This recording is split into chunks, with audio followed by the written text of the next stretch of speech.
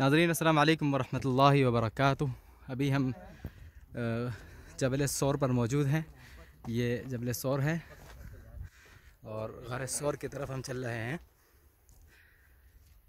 हमें तकरीबन 10 से 15 मिनट हो गया है चलते चलते, और कहने वाले कह रहे हैं कि अभी तकरीबन 2.5 घंटा में ऊपर चढ़ने में लगेगा। ये वही जबल सौर है जिस पर हुज़ूर अलैहिस्सलातु वस्सलाम ने हिजरत के दौरान 3 दिन 3 रात क़याम फरमाया था। ये बड़ा मुश्किल रास्ता है, और इस रास्ते पर हुज़ूर अलैहिस्सलातु वस्सलाम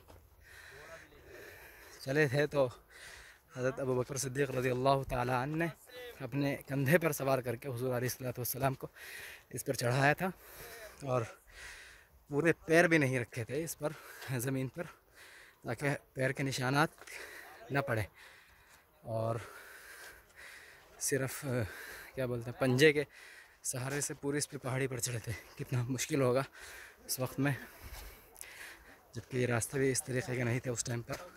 ये देखें भी उधर जाना है हमको, वो सामने दिख रहे हैं लोग, उससे भी आगे जाना है।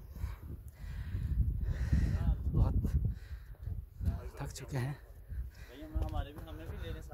इनको भी ले लो भाईजान को। कहाँ से आप? पाकिस्तान से। किस जगह से? फैसलाबाद। ओह माशाल्लाह माशाल्लाह।